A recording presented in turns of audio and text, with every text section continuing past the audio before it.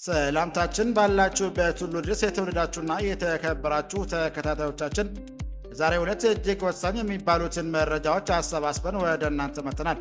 እናንተም አዲስ መረጃዎችን እንደተለቀቀ ወዲያውኑ እንዲደርሳችሁ ደውል ምልክቱን እየተጫናችሁ እዚህ ዩቲዩብ ቻናል አዲስ ሆናችሁም ሰብስክራይብ እንድታደርጉ እየተማጸንን እነሆ አባይ ነጥቦችን እናሰማችኋለን።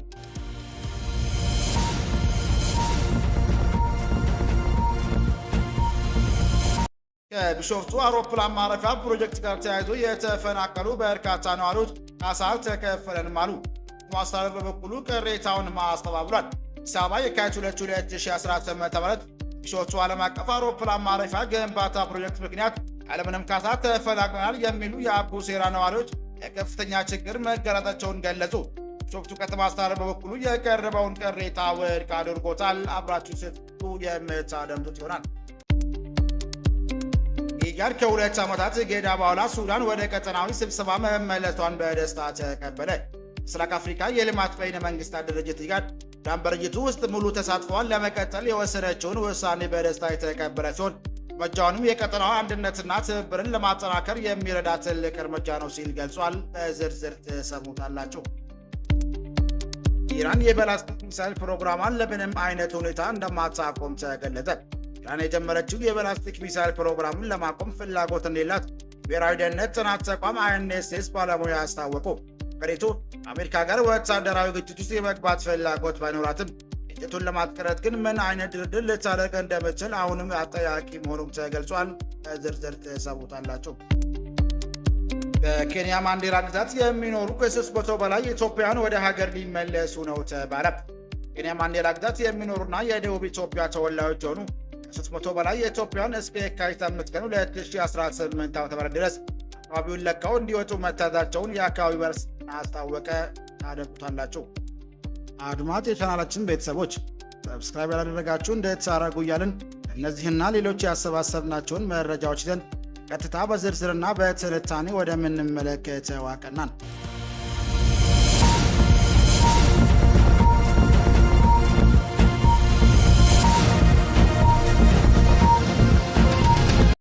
ከቢሾፍቱ አውሮፕላን ማረፊያ ፕሮጀክት ጋር ተያይዞ የተፈናቀሉ በርካታ ነዋሪዎች ካሳ አልተከፈለንም አሉ። ከተማ አስተዳደር በበኩሉ ቅሬታውንም አስተባብሏል። ቢሾፍቱ ዓለም አቀፍ አውሮፕላን ማረፊያ ግንባታ ፕሮጀክት ምክንያት ያለምንም ካሳ ተፈናቅለናል የሚሉ አቡሴራ ነዋሪዎች ለከፍተኛ ችግር መጋለጣቸውንም ገለጹ። ቢሾፍቱ ከተማ አስተዳደር በበኩሉ የቀረበውን ቅሬታ ውድቅ አድርጎታል። ስታታቸውን ለአዲስ ስታንዳርድ የሰጡ ነዋሪዎች ፕሮጀክቱ ሲባል በአቡሉጉና አካባቢ መፈናቀላቸውንም ገልጸው ያደረግላቸዋል ተብሎ ቃል የተገባው ካሳም ሆነ ምትክ ቤት እንዳልተሰጣቸውም ተናግሯል። ከተማው አስተዳደር በበኩሉ መሰል አቤቱታዎች እንዳልደረሱትም ገልጸዋል። አቡሉጉና ነዋሪ ነኝ ያሉት ሸቴ መሬቱ የቤተሰቦቻቸው እንደነበረም ገልጸው አንድ ልጅ እናት የሆኑት እኚህ ግለሰብ ሙሉ ማስረጃ ያላቸው 3 በውርስ ያገኟቸው ይዞታዎች እንዳላቸውም ተናግሯል። መሬቱን የወሰድኩት ከአባቴ ነው ሙሉ ማስረጃም አለኝ ሲሉ ለአዲስ ስታንዳርድ የገለጹት ሸቴ ቀደም ሲል ራሳቸውና ልጃቸውን የሚያሳድሩት በእርሻና አነስተኛ የባህል መሬት ሽያጭ እንደነበረም ተናግሯል። መኖሪያ ቤትና ለአየር ማረፊያ ግንባታ ሲባል መሬታቸውን ከተወሰደ በኋላ ግን ምንም አይነት ካሳም ሆነ የመኖሪያ ቤት ምትክ እንዳልተሰጣቸውም ገልጸዋል። ያልተሰጠም ካሳ ብቻ አይደለም ሌሎች የሰጠው ቤት እንኳን ለእኛ አልተሰጠንም፣ ቅሬታዬን ለመንግስት ባለስልጣን እያቀረብኩ ነው ስትም ተናግራለች። ባለቤትነት ማረጋገጫም አለኝ ያሉት ሽጤ 3 ዘመዶቻቸው ከመንግስት የተገነቡ ቤት ሲያገኙ ደሳቸው በውርስ ይዞታ ያላቸው ሌሎች ሰዎች ግን ምንም አይነት ድጋፍ እንዳልተደረገላቸውም ገልጿል። ሌላኛው ነዋሪ ታፈሰ በኩላቸው በውርስ ካገኟቸው 3 ይዞታዎች መፈናቀላቸውን አሁን ወቅት ከ2 ልጆቻቸው ጋር በቢሾፍቱ ከተማ በኪራይ ቤት እንደሚኖሩም ገልጸዋል። አባታቸው ቤተሰቡ ይኖርበት የነበረው 2 ሄክታር መሬት እንደነበራቸውም ተናግሯል። አባቴ የወረስኳቸው 3 ይዞታዎች ከአባቴም ተረክቤያለሁ፣ ባለቤትነት መብትን የሚያረጋግጥ የፍርድ ቤት ውሳኔ ማለኝ ያሉት ታፈሰ ፕሮጀክቱ ጋር በተያያዘ አባታቸው አንድ ወንድማቸው ብቻ መኖሪያ ቤት ሲያገኙ ሌላኛው ግን ምንም አይነት ምትክ እንዳልሰጣቸውም ጠቅሟል። መኖሪያ ቤታችን ለቀን አሁን የምንኖረው በኪራይ ቤት ውስጥ ነው ያሉት ያችንን የማሳደግና ማስተዳደር እጅግ አስቸጋሪ ሆኖብናል ያሉት ታፈሰ ያለፉት 2 ዓመታት በቢሾፍቱ ከተማ አስተዳደርና ለዱከም ክፍለ ከተማ ጽሕፈት ቤቶች አቤቱታ ሲያስገቡም እስካሁን ምንም አይነት ምላሽ እንዳላገኙም ገልጸዋል። ታፈሰ አክለውም በምትክ ቤት የደረሳቸው አንዳንድ ነዋሪዎች እንኳን አሁንም ድረስ ለኑሮ የሚያስፈልጉ መሰረታዊ ፍላጎት ለማሟላት አስቸጋሪ እንደሆነባቸውም ገልጿል። እዚህም እንደ ምሳሌ የጠቀሱት አባታቸውን ሲሆን አባታቸው ቀደም ሲል በእርሻና በከብት እርባታ ይተዳደሩ የነበረ ቢሆንም ወደ ዲባዮ አካባቢ ከተዘዋወሩ በኋላ ግን ምንም አይነት የገቢ ምንጭ እንደሌላቸውም ተናግሯል። አባቴ የሚተዳደረው በእርሻና በከብት እርባታ ነው ያሉት፣ አሁን ግን መሬቱንም ሆነ የገቢ ምንጭ የለውም፣ ለከፍተኛ ችግርም ተጋልጧል ሲልም አክሏል። ሌላኛው ለማ ረጋሳ የተባለ ነዋሪም በኩላቸው የእናታቸው ወገን የሆኑ ዘመዶቻቸው አየር ማረፊያ ፕሮጀክት ምክንያት ለአቡሉግና መፈናቀላቸውን ገልጸው እንደ እርሳቸው ገለጻ አያቶቻቸው ከሁለት የእናታቸው ወንድሞች በስተቀር እናታቸው የምትክ ቤት አልሰጣቸውም። በርካታ ቤተሰቡ አባላት ለዚሁ መሬት ላይ የሚገኙ ምርት የሚተዳደሩ እንደመሆናቸው መጠን ቤቶቹ የሚታደሉት መስፈርት ምን እንደሆነም ጥያቄ አቅርበዋል። የቢሾፍቱ ከተማ አስተዳደር በበኩሉ የቀረቡትን ክሶች አስተባብሏል። ከተማ የኮሚኒኬሽን ቢሮ ኃላፊ አቶ ኢብራሂም ሁሴን ለአዲስ ስታንዳርድ እንደገለጹት የአየር ማረፊያ ግንባታ ሂደት በጥንቃቄ የተከናወነ ሲሆን እስካሁን ድረስ ወደ ቢሮአችሁ የመጣ መሰል አቤቱታም የለም ብሏል። ምንም አይነት ቅሬታ የላቸውም። የማህበረሰብ ሚዲያ ላይ ጩኸት የሚፈጥሩ ሰዎች ናቸው። ኦሮሚያ ክልል ፕሬዝዳንትና ጠቅላይ ሚኒስትር ጉዳዩን በቀጥታ ሲከታተሉ ስለነበር ምንም አይነት ቅሬታ የለም ሲሉም አጽንኦት ሰጥቷል። ጠቅላይ ሚኒስትር አብይ አህመድ የቢሾፍቱ ዓለም አቀፍ አውሮፕላን ማረፊያ ጥር 2 ቀን 2018 ዓ.ም በይፋ ጀምረዋል። ጠቅላይ ሚኒስትሩ አውሮፕላን ማረፊያው የኢትዮጵያ አየር መንገዱን ተወዳዳሪነት እንደሚያጠናክርና በአፍሪካ ትልቁ የአየር ትራንስፖርት መሰረተ ልማት ፕሮጀክት መሆኑን ገልጿል። ግንባታው 10 ቢሊዮን ዶላር በላይ ወጪ እንደሚጠይቅ የተገመተ ሲሆን ጠናቀቅም በዓመት ከ100 ሚሊዮን በላይ መንገደኞችን የማስተናገድ አቅም ይኖራል ተብሏል። ሆኖም ግን ፕሮጀክቱ አካባቢ ወደ 15,000 የሚጠጉ ሰዎች ይፈናቀላሉ መባሉን በተለይም ከተቃዋሚ ፓርቲዎች ዘንድም ትችት አስከትሏል። ኦሮሞ ፌዴራሊስት ኮንግረስ ኦፌኮ እና ኦሮሞ ነጻነት ግንባር ኦነግ በጥር ወር 2018 ዓ.ም ባወጡት መግለጫ አቡሴራ የሚፈናቀሉ ቤተሰቦች ከፕሮጀክቱ ተገቢውን ጥቅም እንዲያገኙም ጠይቋል።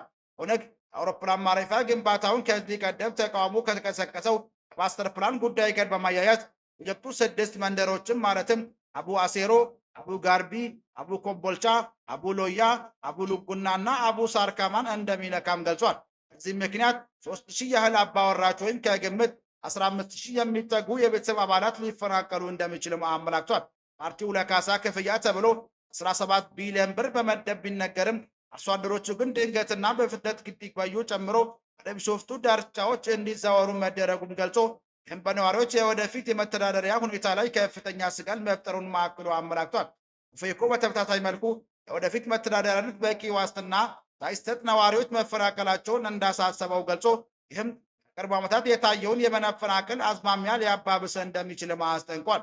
ሁለቱም ፓርቲዎች መንግስት ካሳ ከመክፈል ባለፈ ተፈናቃዩ አርሶ አደሮች በአውሮፕላን ማረፊያ ፕሮጀክት ውስጥ የባለቤትነት ድርሻ እንዲኖራቸው እንዲደረግና በድጋሚ በሰፈረባቸው አካባቢ በቂ መሰረተ ልማት እንዲያሟላም አሳስበዋል።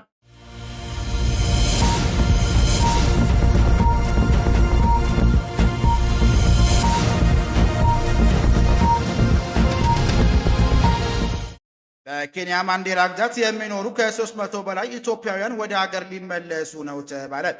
ኬንያ ማንዴራ ግዛት የሚኖሩና የደቡብ ኢትዮጵያ ተወላጆች የሆኑት 300 በላይ ኢትዮጵያውያን እስከ የካቲት 5 ቀን 2018 ዓ.ም ድረስ አካባቢውን ለቀው እንዲወጡ መታዘዛቸውን የአካባቢው ባለስልጣናት አስታወቁ። ይህ ከሀገር እንዲወጡ የሚጠይቀው ትዕዛዝ የተላለፈው ባለፈው ጥር 19 ቀን ለሕዝብ ተወካዮች የተሰጠ ማብራሪያ ሲሆን ውሳኔው መነሻ የሆነው የአካባቢው የተስተዋለ ያለው የጸጥታ ችግር፣ የባህልና የአመለካከት ልዩነቶች መሆናቸውንም ገልጸዋል። አካባቢው እንዲወጡ የተወሰነባቸው እነዚህ ኢትዮጵያውያን ማንዴራ ግዛት ለበርካታ ዓመታት የኖሩ ሲሆን ቤት ሰራተኝነት፣ በንግድ ግብርናና በሞተር ሳይክል ትራንስፖርት ስራቸው ላይ ተሰማርተው ኑሯቸውን የሚመሩ መሆናቸውም ተገልጿል። ማንዴራ ግዛት ባለስልጣን ውሳኔውን አስመልክተው በሰጡት መግለጫ ግለሰቦቹ በኬንያ ለመቆየት የሚያስችል ሕጋዊ ማስረጃ የሌላቸው መሆኑና አካባቢው እየተበራከተ ከመጣው የወንጀል ድርጊት ጋር በተያያዘ ስጋት መፍጠራቸውንም ጠቅሰዋል። ይህ ትዕዛዝ በኢትዮጵያውያኑ የዕለት ተዕለት ሕይወትና የስራ እንቅስቃሴያቸው ላይ ከፍተኛ ጫና እያሳደረ እንደሚገኝም ተመላክቷል። ማንዴራ ግዛት ከኢትዮጵያና ከሶማሊያ ጋር በድንበር የምትገኝ እንደመሆኗ የጸጥታ ስጋቶች በተደጋጋሚ የምንሱባት ሲሆን አሁን የተላለፈው ውሳኔ በሁለቱ ሀገራት የድንበር ተሻጋሪ እንቅስቃሴና ዜጎች ግንኙነት ላይ ሊያሳድር የሚችለው ተጽዕኖ አሳሳቢ መሆኑም ተገልጿል።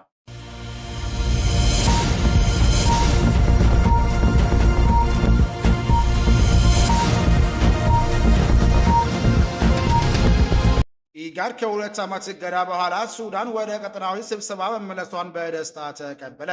ምስራቅ አፍሪካ የልማት በይነ መንግስት ድርጅት ኢጋድ ሱዳን በድርጅቱ ውስጥ ሙሉ ተሳትፎዋን ለመቀጠል የወሰነችው ውሳኔ ደስታ የተቀበለ ሲሆን እርምጃውንም የቀጠናው አንድነትና ትብብርን ለማጠናከር የሚረዳ ትልቅ እርምጃ ነው ሲል ገልጿል። ማክሰኞ የካቲት 2 ቀን 2018 ዓ.ም ኢጋድ ባወጣው መግለጫ የሱዳን መመለስ ድርጅቱ በአፍሪካ ቀንድና አጎራባች አካባቢዎች በሰላምና ለመረጋጋትና ለጋራ እርምጃ ያለው ቁርጠኝነት ድጋሚ የሚያረጋግጥ መሆኑን አመላክቷል። ኢጋድ ዋና ጸሐፊ ወርቅነህ ገበየሁ ሱዳን እንደ መስራች አባልነቷ በድጋሚ ተሳትፏን መጀመሯ ኢጋድን የአንድነትና እንደሚያጠናክረውና ቀጠናው የጋራ ቅድሚያ የሚሰጥባቸው ጉዳዮች የመፍታት አቅሙን እንደሚያሳድገውም ተናግሯል። ዋና ጸሐፊ በመግለጫው የሱዳን መመለስ ቀጠናዊ ትብብርን ለሰላም መረጋጋትና ለትብብር ያለውን የጋራ ቁርጠኝነት በድጋሚ ማረጋገጫ ነው ብለዋል።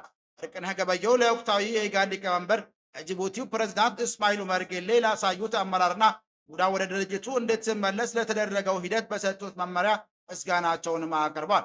ሊቀመንበሩ ቀጠናዊ ትስስርን ለማጎልበት ለውይይትና ለጋራ መግባባት የሰጡትንም ትኩረትን አድንቋል። ኢጋድ አሁን ወቅት በሀገሪቱ ውስጥ ለቀጠናው ፈታኝ ግጭት ሰላማዊ መፍትሄ በፈለግ ከሱዳን ጋር በቅርበት ለመስራት ዝግጁ መሆኑን የገለጸ ሲሆን ለሱዳን ሕዝብና ለሰፊው ቀጠናዊ መረጋጋትና ብልጽግናን ለማምጣት የሚደረጉ ጥረቶችንም እንደሚደግፍም አረጋግጠዋል።